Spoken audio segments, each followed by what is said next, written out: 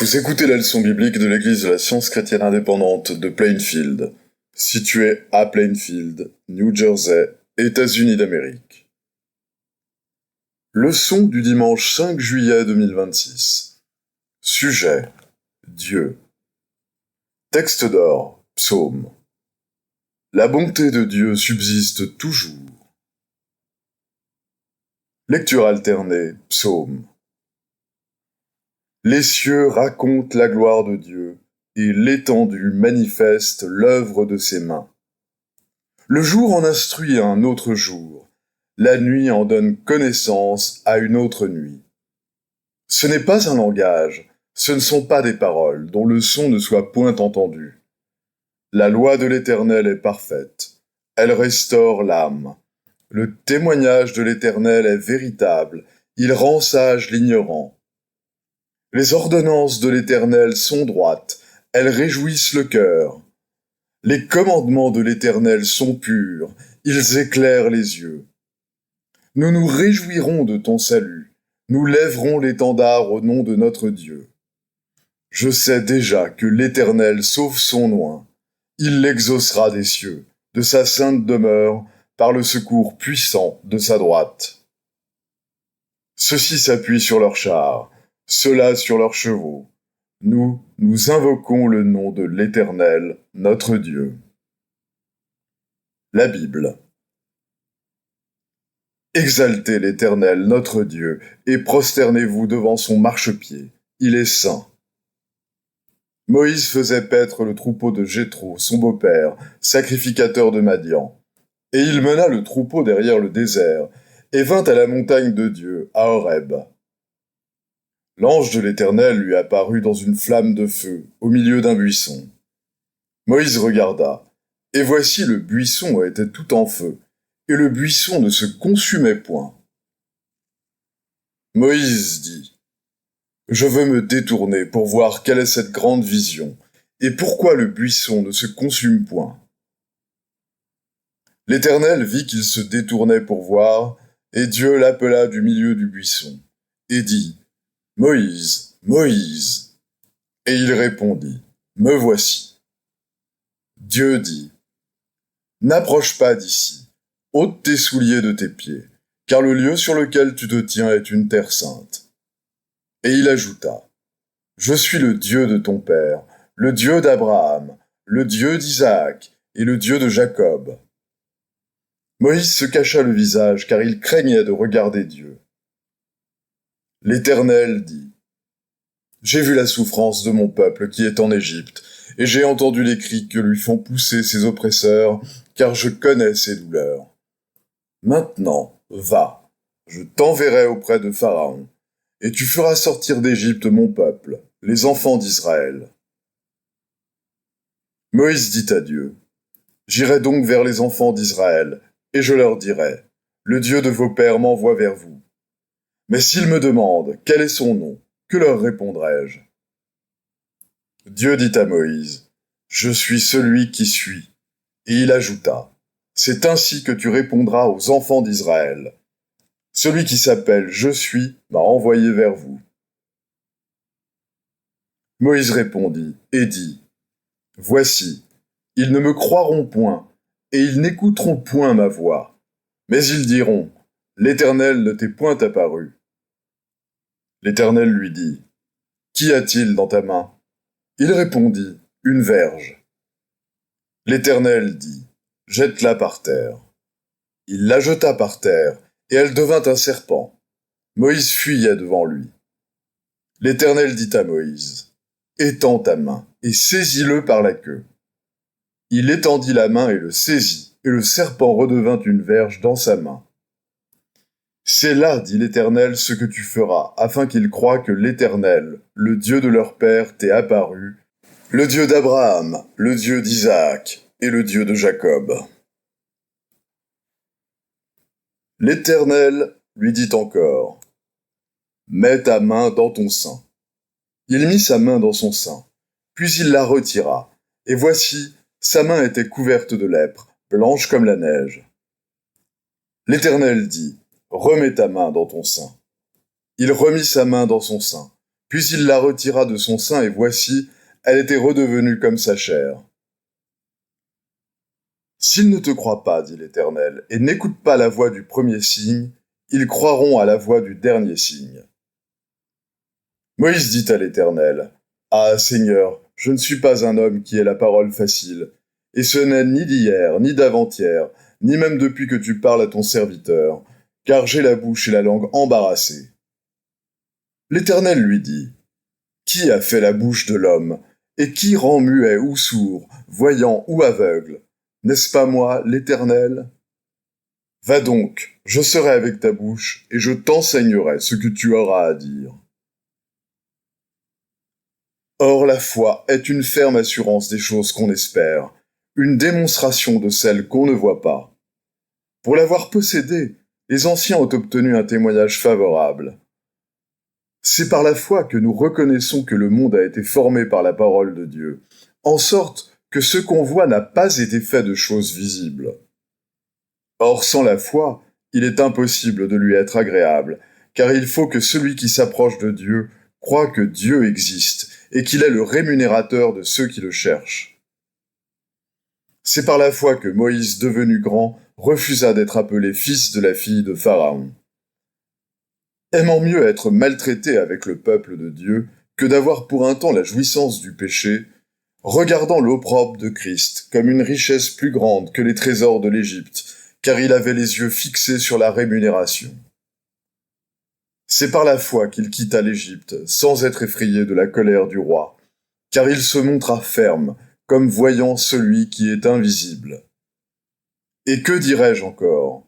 Car le temps me manquerait pour parler de Gédéon, de Barak, de Samson, de Jephthé, de David, de Samuel et des prophètes, qui par la foi vainquirent des royaumes, exercèrent la justice, obtinrent des promesses, fermèrent la gueule des lions, éteignirent la puissance du feu, échappèrent aux tranchants de l'épée, guérirent de leurs maladies, furent vaillants à la guerre, mirent en fuite des armées étrangères. Pourquoi t'abattus, mon âme, et gémis-tu au-dedans de moi? Espère en Dieu, car je le louerai encore. Il est mon salut et mon Dieu. Le jour, l'Éternel m'accordait sa grâce. La nuit, je chantais ses louanges. J'adressais une prière au Dieu de ma vie. Béni soit l'Éternel, le Dieu d'Israël, d'éternité en éternité, et que tout le peuple dise Amen, louez l'Éternel.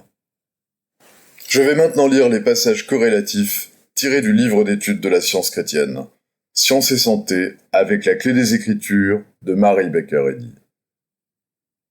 Dieu, le grand je suis, celui qui sait tout, qui voit tout, en qui est toute action, toute sagesse, tout amour, et qui est éternel, principe, entendement, âme, esprit, vie, vérité, amour, toute substance, intelligence. En anglo-saxon et dans 20 autres langues, le mot God, en français bon ou le bien, sert à désigner Dieu, God. Les Écritures déclarent que tout ce qu'il fit est bon, comme lui-même, bon en principe et en idée. Par conséquent, l'univers spirituel est bon et reflète Dieu tel qu'il est.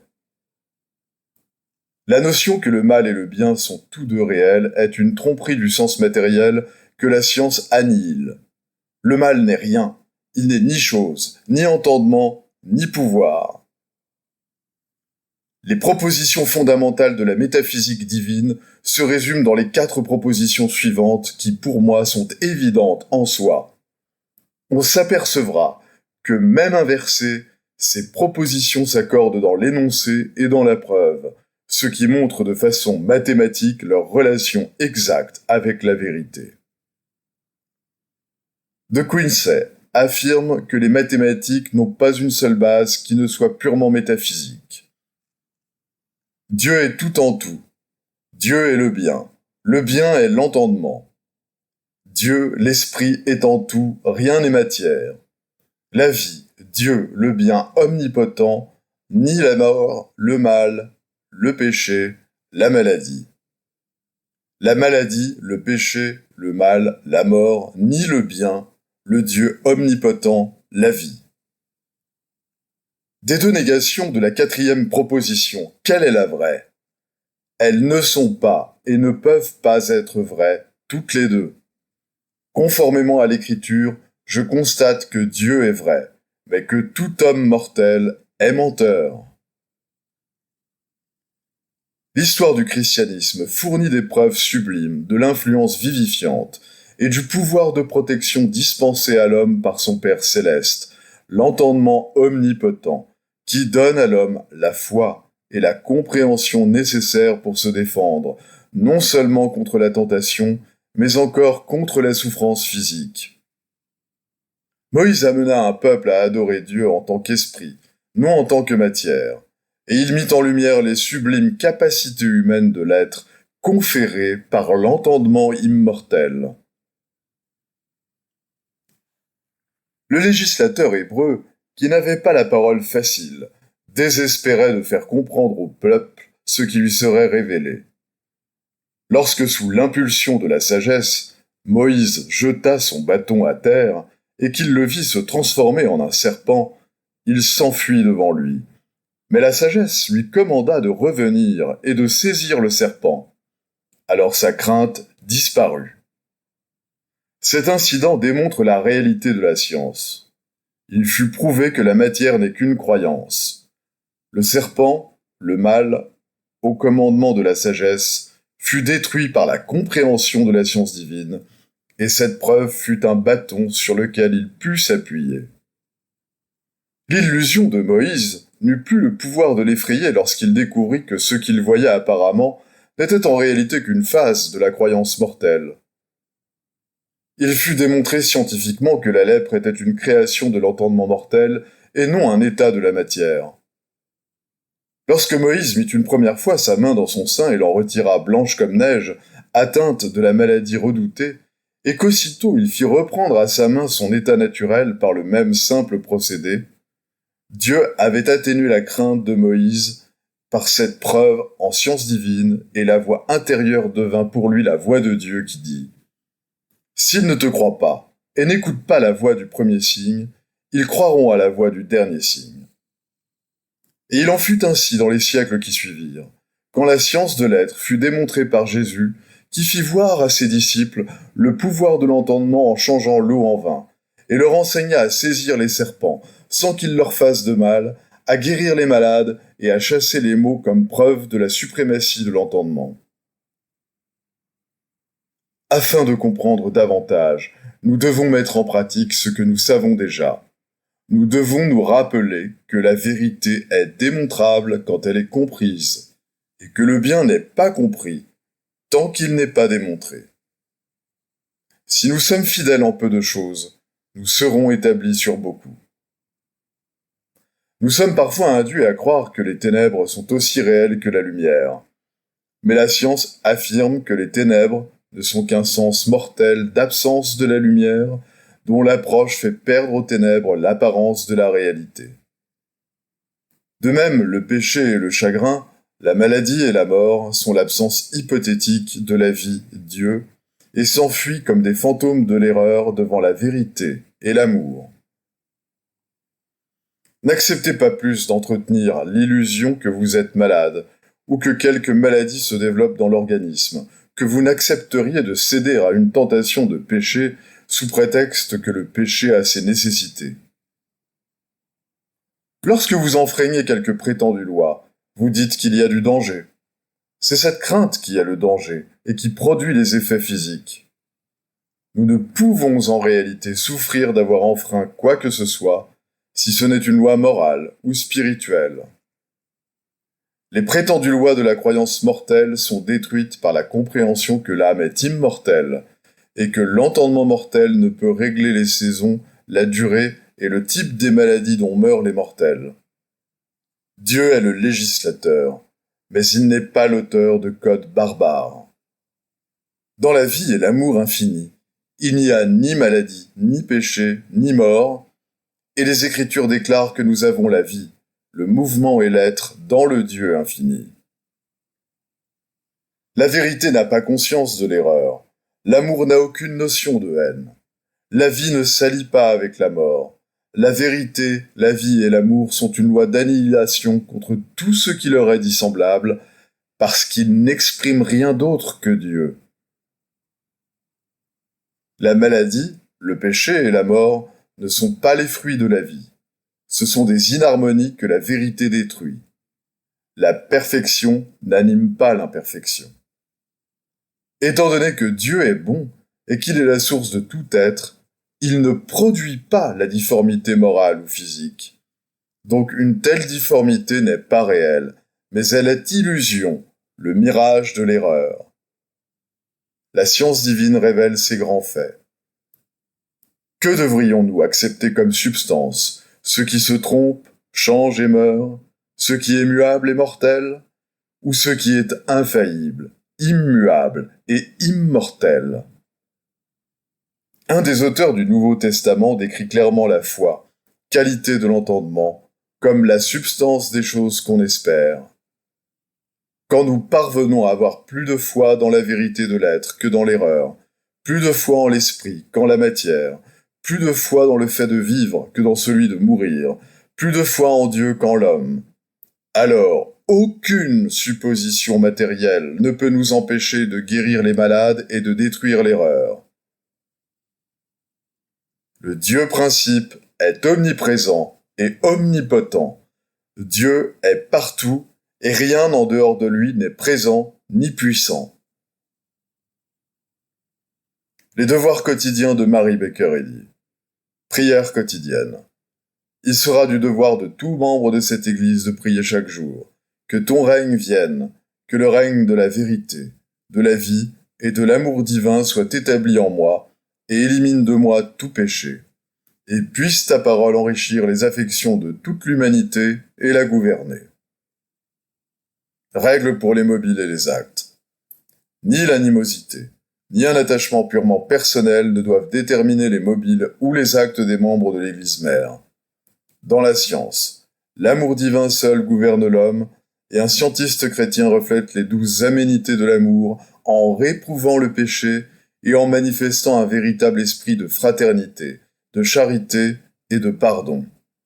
Les membres de cette Église doivent journellement veiller et prier pour être délivrés de tout mal, pour ne pas prophétiser, juger, condamner, conseiller, influencer ou être influencés d'une manière erronée.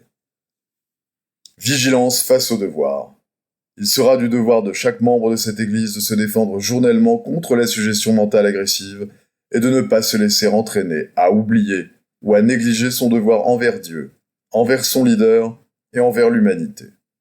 Par ses œuvres, il sera jugé et justifié ou condamné.